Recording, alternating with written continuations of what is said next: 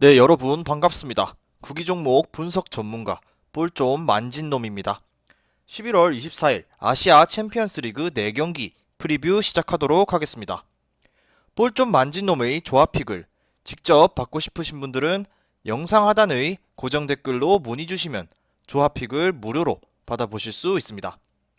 아시아 챔피언스 리그 첫 번째 경기는 FC 서울과 치앙그라이 유나이티드의 경기입니다. FC 서울은 1승 0무 1패로 2조 2위에 위치하고 있으며 최근 5경기 1승 1무 3패를 기록하고 있습니다. 상대팀 치앙그라이 유나이티드는 0승 0무 2패로 2조 4위, 최근 5경기 3승 2패를 기록하고 있습니다.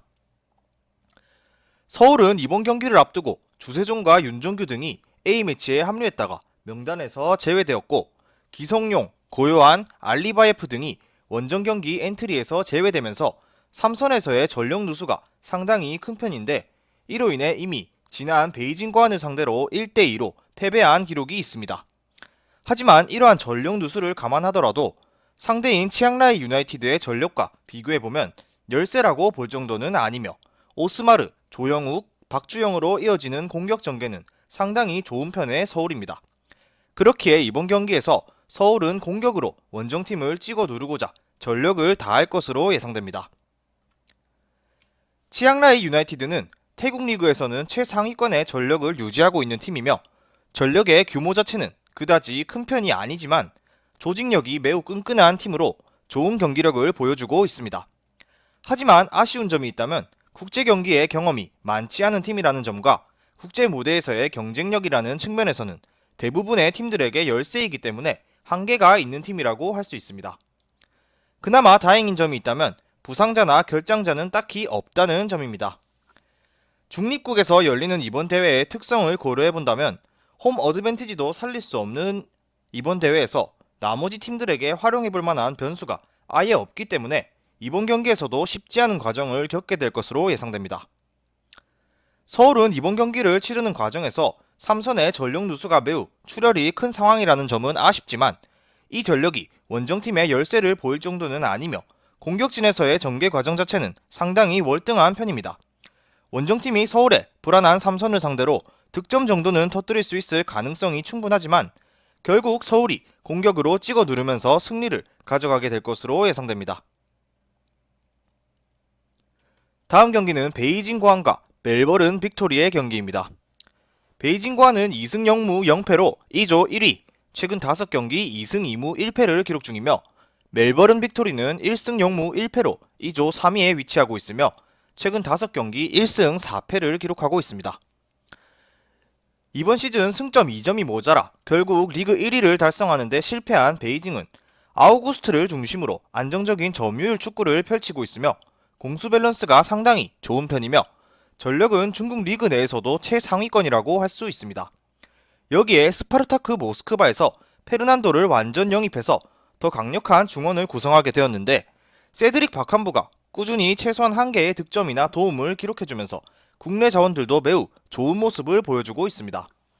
또한 아시아 챔피언스 리그에서 페르난도가 공격 전개의 역할을 훌륭하게 수행해내고 있다는 점 또한 긍정적이라고 할 수 있어 이번 경기에서도 많은 선수들이 좋은 모습을 보여줄 것으로 예상됩니다. 멜버른 빅토리는 원래 전통의 호주 명가라고 할 수 있던 팀이었지만 지난 시즌에는 리그에서 겨우 10위에 머무는 아쉬운 모습을 보여주면서 최악의 시즌을 보냈습니다. 현재 아시아 챔피언스 리그 조별 예선 1승 0무 1패를 기록했는데 멜버른의 가장 큰 문제점은 수비의 안정감이 무너졌다는 점입니다. 그동안 전력에서 큰 비중을 차지해왔던 베테랑 선수들이 대거 이적하거나 남아있는 선수들이 노쇠화가 진행되면서 좋지 못한 모습을 보여주고 있다는 점이 아쉬운 부분입니다.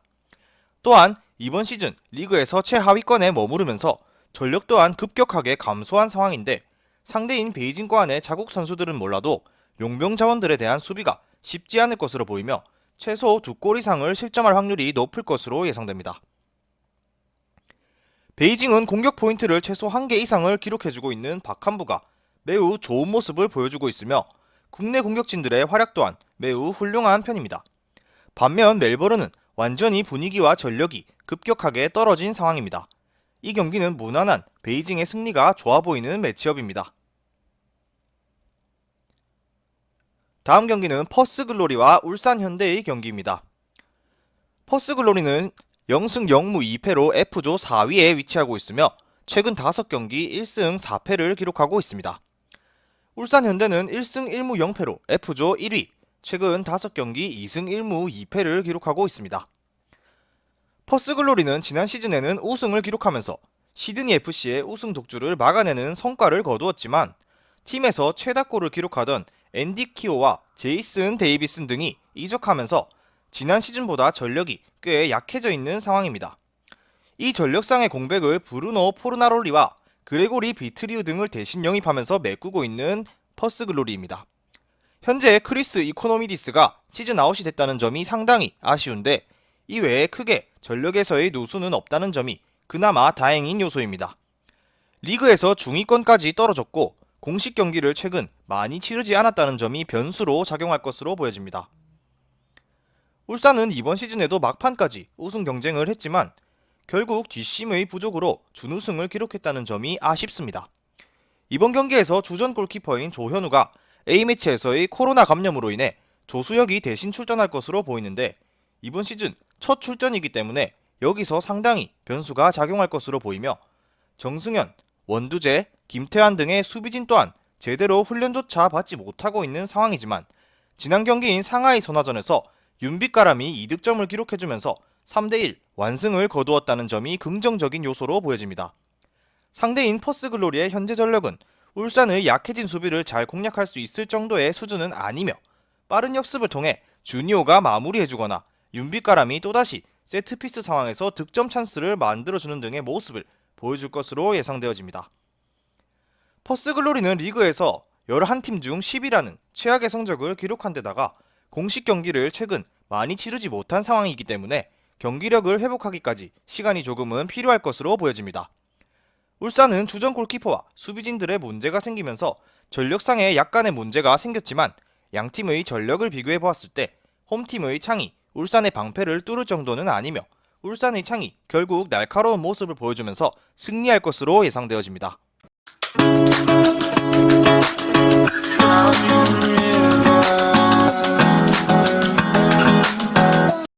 마지막 경기는 FC 도쿄와 상하이 선화의 경기입니다. FC 도쿄는 1승 1무 0패로 F조 2위에 위치하고 있으며 최근 5경기 1승 1무 3패를 기록하고 있습니다. 상하이 선화는 1승 0무 1패로 F조 3위에 위치하고 있으며 최근 5경기 3승 2패를 기록하고 있습니다. FC 도쿄는 지난 시즌에 팀을 2위까지 이끌었던 하세가와 감독 체제를 지속할 것으로 보이는데 이 팀의 전력의 규모 자체는 그다지 큰 편이 아니지만 감독이 특히 주어진 환경 안에서 최대한 좋은 모습을 선보이는 것에 뛰어난 점을 가지고 있습니다. 지난 시즌에서는 크게 눈에 띌만한 활약을 보여주지 못하고 있던 임대 선수인 레안드로가 점차 좋은 활약을 보여주면서 팀의 득점력까지 함께 살아나고 있다는 점이 정말로 긍정적이라고 할 수 있습니다. 이번 겨울 이적 시장에서 J리그에서 별다른 활약을 보이지 못했던 선수들을 여럿 데려왔지만 결국 이들을 좋은 선수로 탈바꿈시켰고 디에고 올리베이라가 지난 시즌 16골이나 터뜨리는 활약을 보여주었습니다. 상하이 선화는 지난 시즌 리그에서 13위에 머물렀고 전력 규모에 비해서 훨씬 좋지 못한 시즌을 보냈다고 할 수 있습니다. 그 시즌 도중 최강희 감독이 처음 부임하면서 나름 상승세를 타기도 했지만 김신욱의 부상이 상당히 뼈아팠으며 시즌 막판을 결국 4연패로 마감하면서 하위권을 탈출하는 데에 실패했습니다. 엘샤라위와 김신욱이 모두 부상이라는 점이 상하이 선화의 공격면에서 정말 뼈아픈데 이러한 상황 속에서도 모레노 등의 활약을 바탕으로 리그에서 이번 시즌 상위권을 유지하는 데에 성공한 상하이입니다. 국제 경기 경험이 많지 않다는 점과 자국 선수들의 경기력이 그다지 좋지 못하다는 점을 고려해 보았을 때 쉽지 않은 경기가 될 것으로 보입니다. 도쿄는 전체적인 흐름이 좋은 상황이고 상하이는 국제 경기 경험이 거의 없다는 점과 각각 자국 선수들의 경기력과 기량을 비교해 보았을 때 도쿄가 훨씬 앞서 있으며 협력 수비의 측면에서도 도쿄가 좀 더 우세하기에 이번 경기는 도쿄의 승리를 추천드리도록 하겠습니다.